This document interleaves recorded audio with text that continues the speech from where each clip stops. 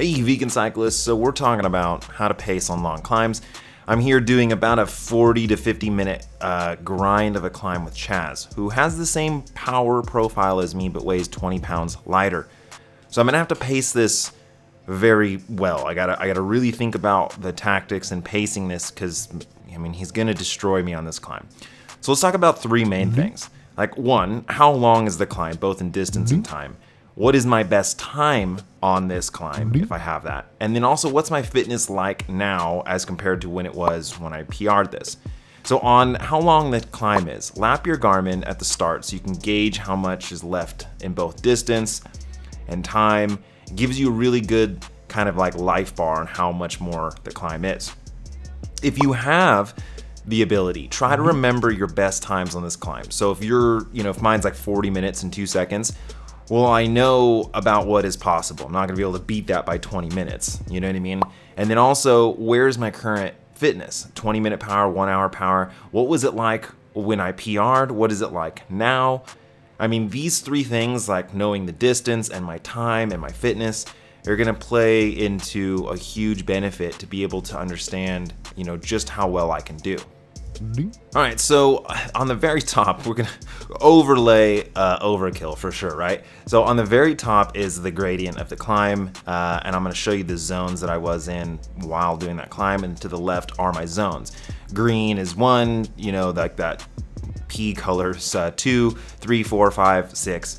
And so I'm gonna show you kind of how this all sort of played out. And in the very beginning of this climb, I was in zone 4, if not getting close to zone 5. I mean, he was really pushing the pace. And now this isn't good for me because this climb is big.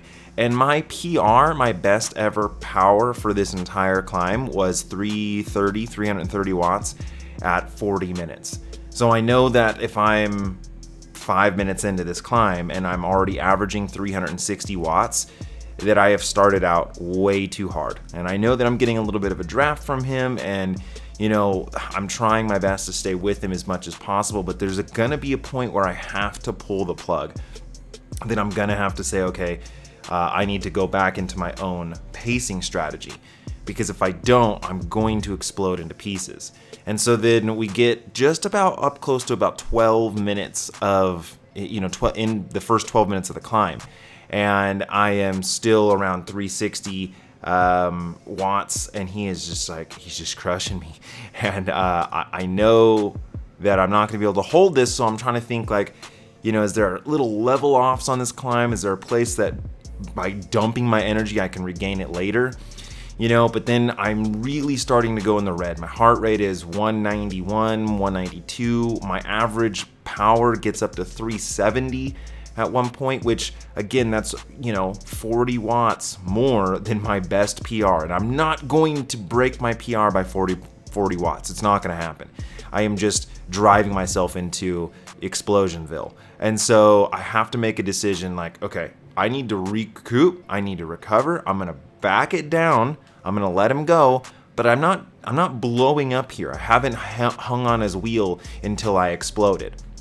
I was hanging on his wheel until I felt like, okay, that's about as much as I can go at that point. Now I can drop it down.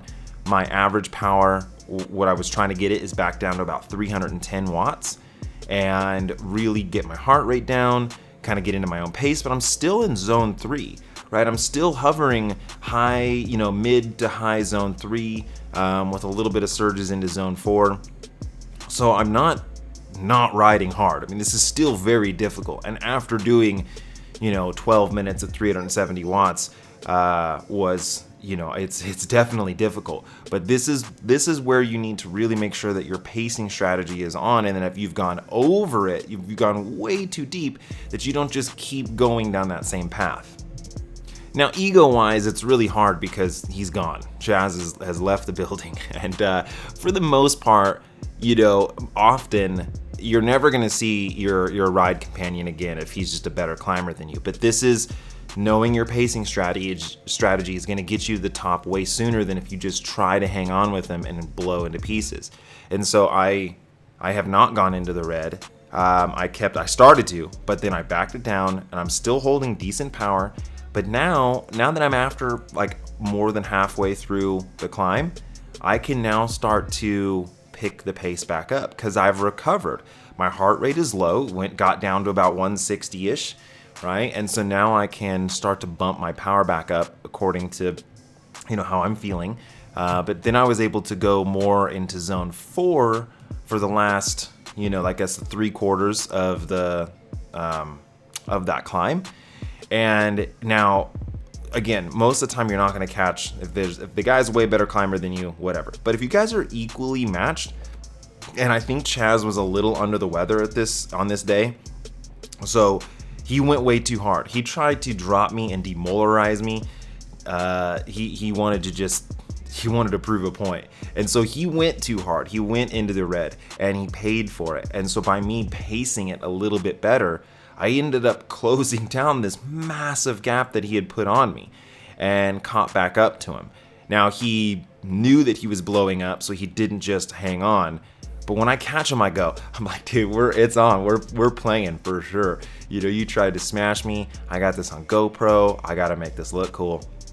So then I put in a pretty good little effort right here. Right as I catch him, I have not gone in the red. I kept myself, within my composure and knowing all the data points on how fit I am now, how fit I was when I PR'd this. I've climbed this one a lot of times, so I know about where the times are, like time checks, if you will. All this data is gone into me knowing that I have a good 2-minute match I could burn here. And I put it down, but the thing about this climb, it's not super steep. It's long, but it's like 5, 6, 7%, something like that, just forever, right? And so he's getting a good draft. I was hoping that I was gonna crack him, but I just couldn't. He was hanging on the wheel. So then now though, as I'm starting to go in the red, as I start to feel like, ugh, I backed it back down. I brought it down, and I'm trying to get my average watts back to about 310. And if they go below that, that's fine, but I need to stay around zone 3. And so then I attack him again just to think because I know he went hard. I know he went in the red, and so I'm gonna give him a little effort. But now my matches are starting to run out, so I kind of start to think about maybe I should probably bring it back down. And then he goes into the front of me and he attacks.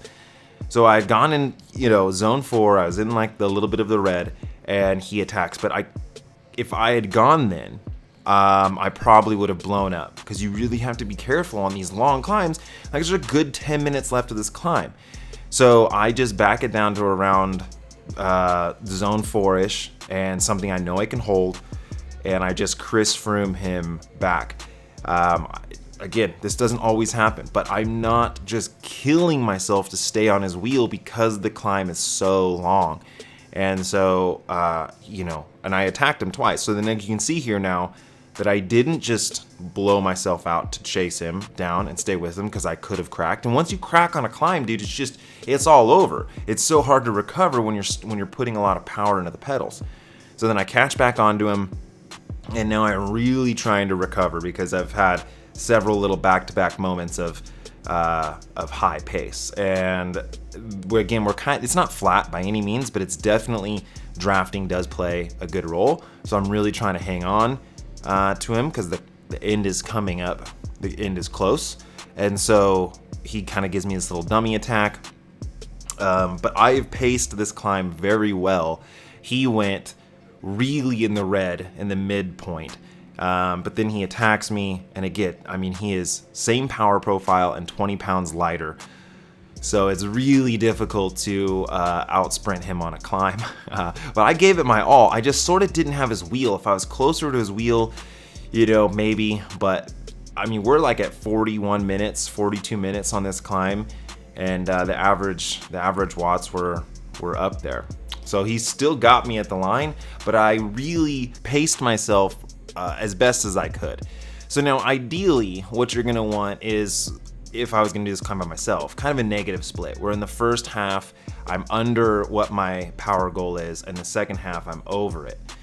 if you just go out really hard in the very beginning and you just smash it, what's going to end up happening is your power is just going to fall off. And in the last bit of the climb, you know, or the effort, just going to peter out. And then so your average watts are actually going to be way less. So you really need to try to think about going a little bit easier in the beginning and not burning those matches and conserving yourself, because you can just so quickly explode into pieces. So, but know your data, right? Know the climb, know your power, know your times, know your fitness, and really try to keep it reserved and go get it. And as always, vegan cyclist, yeah.